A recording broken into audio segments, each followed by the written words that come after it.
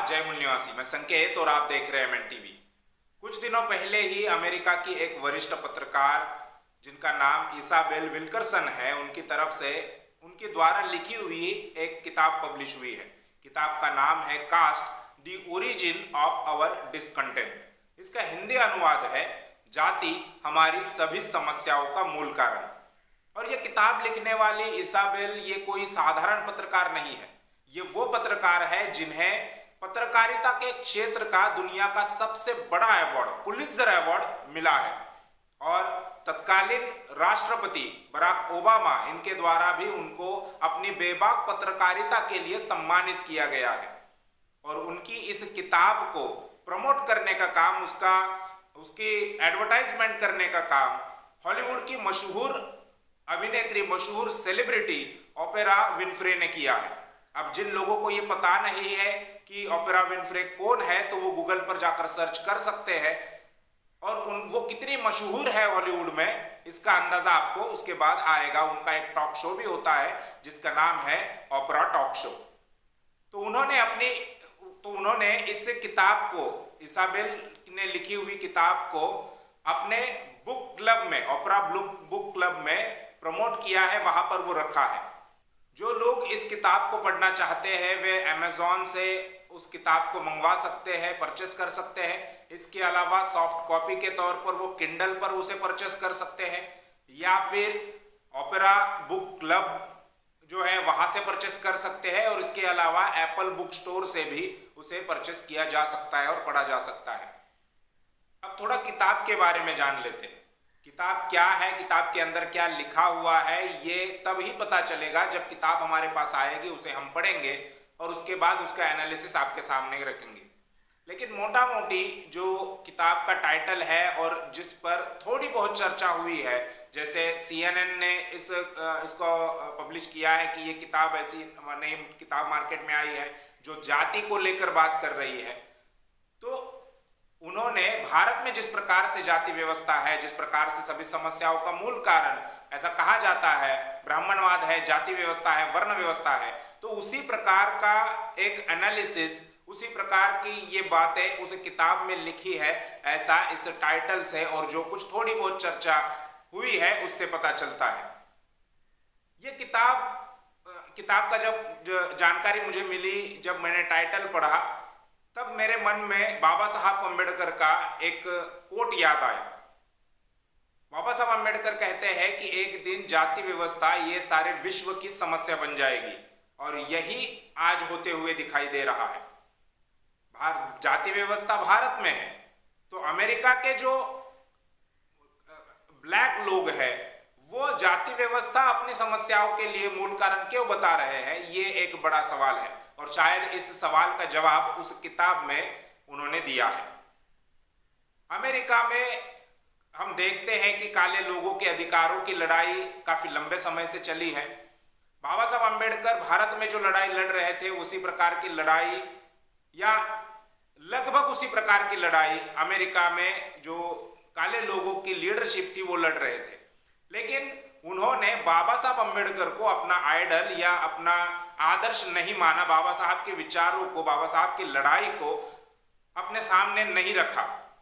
बाबा साहब doctor Ambedkar America में गए, वहां उन्होंने पढ़ाई की, वहां के तौर तरीके, वहां के विचार, वहां के थिंकर्स, उनको उन्होंने पढ़ा और उसके बाद वे भारत में आए और भारत में आने के बाद उन्होंने यहाँ की जो मूल समस्या है, जाति व्यवस्था है, वर्ण व्यवस्था है, ब्राह्मणवाद है, महिलाओं की गुलामी है, उससे लोगों को आजाद कराने की लड़ाई शुरू कर दी, जिसके लिए उन्होंने बुद्ध से लेकर संत कबीर, राष्ट्रपिता महात्मा ज्योतिराव फुले, इनको अपना गुरु माना, आदर्श माना, उनके विचारों को अपने सामने रखा, उनकी लड़ाई को अपने सामने रखा और उसके बाद उन्होंने अपना आंदोलन आगे बढ़ाया और वो आंदोलन सफलतापूर्वक आगे बढ़ता चला गया।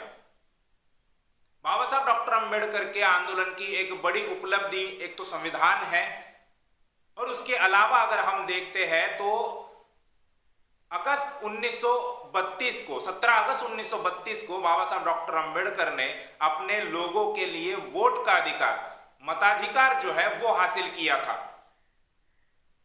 और 1935 के चुनाव में उस पर इंप्लीमेंट भी हुआ। यानी केवल वो अधिकार हासिल नहीं किया था बल्कि उस पर इंप्लीमेंट भी हुआ। और वही अगर हम अमेरिका की तरफ देखते हैं, अमेरिका के काले लोगों के इतिहास की तरफ देखते हैं, तब हमें दिखाई देता है कि अमेरिका में काले लोगों को वोट का अधिकार 1960 और 70 के दशक में मिला है।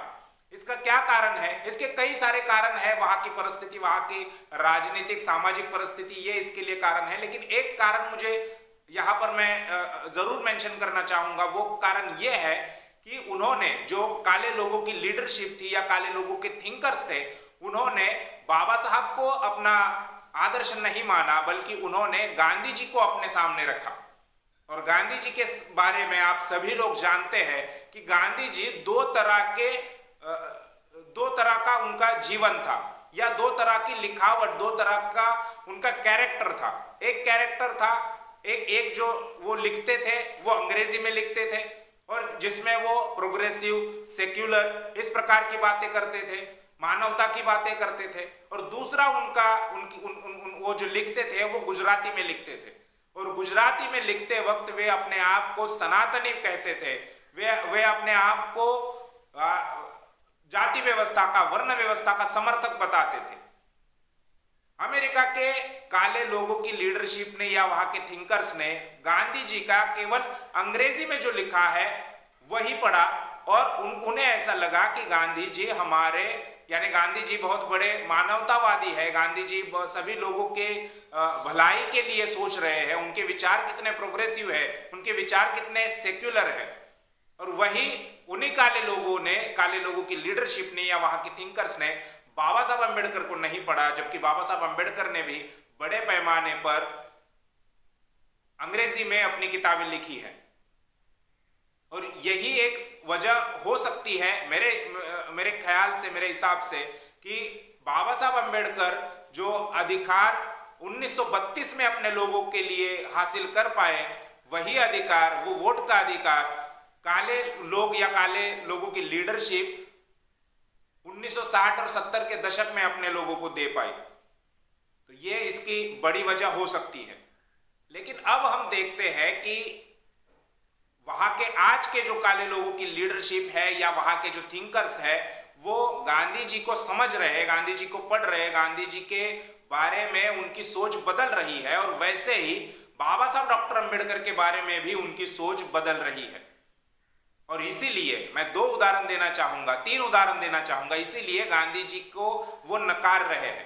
पहला उदाहरण, जब ब्लैक लाइव्स मैटर ये आंदोलन अमेरिका में जब चला और वॉशिंगटन डीसी में जब ये आंदोलन बढ़ा, लोग सड़कों पर उतर गए, तब वहां पर गांधी जी का एक पुतला था, उस पुतले को वैंडलाइज करने का काम, उस पुतले को नुकसान पहुंचाने का काम वहां के काले लोगों ने, जो आंदोलन कर रहे थे, उन्होंने किया।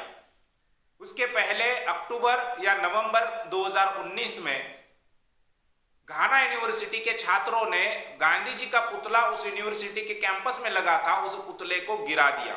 यह दूसरा उदाहरण है। और तीसरा उदाहरण, 2015 में जोहान्सबर्ग नाम का जो शहर है, वहां पर गांधी जी का पुतला था, उस पुतले को भी वैंडलाइज करने का काम वहां के काले लोगों ने किया है। तो काले लोगों का गांधी जी के बारे में जो परसेप्शन है या गांधी जी के बारे में उनके सोच है, विचार है, वो बदल रहे हैं। वो क्यों बदल रहे हैं? क्योंकि गांधी जी सबसे ज्यादा रेसिस्ट थे, सबसे ज्यादा नस्लवादी थे। और ये मैं नहीं कह रहा हूं, ये कह रहे हैं देसाई और गुलाम वाहिद। इन्होंने एक किताब लिखी शायद 2015 में। किताब गांधी जी जब अफ्रीका में गए थे, अपने जवानी में जब वो अफ्रीका में थे, और कहा जाता है कि वहां से ही उन्होंने सत्याग्रह की मूवमेंट को शुरुआत की, उन्होंने वहां पर उसका जन्म दिया, सत्याग्रह के मूवमेंट को जन्म दिया। तो गांधी जी जब अफ्रीका में थे, उस वक्त उन्होंने वहां पर क्या काम किए, अंग्रेजों से उनका क्या पत्र व्यवहार हुआ, वहां के जो काले लोग हैं उनके प्रति उनका क्या व्यवहार था और क्या सोच थी, इस पर एक किताब लिखी है। और वो किताब 2015 में पब्लिश हुई।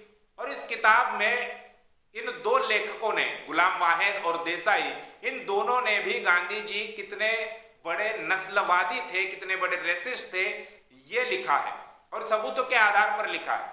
और ये शायद ये किताब पब्लिश होने के बाद लोगों में जानकारी गई, गांधी जी का असली चेहरा जो है वो लोगों के सामने गया, और इसीलिए वो पढ़ने के बाद इसीलिए उनका गांधी जी के बारे में जो सोचना है वो बदल गया है। उसी प्रकार से काले लोगों की लीडरशिप का, वहां के थिंकर्स का, बाबा साहब डॉक्टर अंबेडकर के बारे में भी सोच विचार बदल गए हैं। वो बाबा साहब अंबेडकर के विचारों को एक्सेप्ट कर रहे हैं, मान रहे हैं और इसीलिए किताबें लिख रहे हैं कि जिस प्रकार से जाति व्यवस्था भारत में सभी समस्याओं का मूल कारण है, उसी प्रकार से अमेरिका में भी वे सभी समस्याओं का मूल कारण है। और ये किताब मार्केट में है। मैंने जैसे पहले ही बताया कि अमेज़न से ये किताब आप पब्लिश कर सकते हैं और पढ़ सकते हैं। पढ़ने के बाद उस पर अलग अलग जो जानकारी है वो लोगों को दे सकते हैं। जब ये किताब इसाबेल विंकलसन उन्होंने पब्लिश की, उस किताब उन्होंने लिखी, उस किताब का प्रमोशन ओपेरा विनफ्रे इन्होंने किया। इतनी बड़ी खबर है, इतनी बड़ी जानकारी है कि जाति व्यवस्था को अमेरिका के लोग अपनी समस्याओं का मूल कारण बता रहे हैं, लेकिन भारत की जो मीडिया है, ब्राह्मणवादी मीडिया है, वो इस पर चुप है। उन्होंने इस पर किसी प्रकार की कोई खबर नहीं बनाई। ये किसी प्रकार की कोई जानकारी भारत के लोगों को देने का काम उन्होंने नहीं किया। और एमएनटीवी का काम ही ये है कि जो खबरें, जो बातें, जो चर्चा ब्राह्मण बनिया प्रचार माध्यम नहीं करता, वही चर्चा, वही खबरें, वही जानकारी एमएनटीवी आप लोगों को देने का काम कर रहा है। ब्राह्मण बनिया प्रचार माध्यमों का क्या चरित्र है ये आप भली भांति जानते हैं, लेकिन इस देश के जो सो कॉल्ड सेक्युलर है, सो कॉल्ड प्रोग्रेसिव है, सो कॉल्ड सोशलिस्ट है, सो कॉल्ड लिबरल्स है, वे भी जाति व्यवस्था पर किसी प्रकार की कोई चर्चा नहीं करना चाहते, जाति व्यवस्था पर कोई टिप्पणी नहीं करना चाहते। वे चर्चा तभी करते हैं जब भारत में हिंदू मुसलमान का मुद्दा हो, हिंदू मुसलमान का ध्रुवीकरण करना हो, या इस मुद्दे से उनका कोई फायदा हो, उनकी व्यवस्था को बचाने का अगर मामला हो, तभी वे लोग चर्चा करते हैं। जाति व्यवस्था को लेकर, जाति को लेकर वे किसी प्रकार की कोई चर्चा नहीं करते।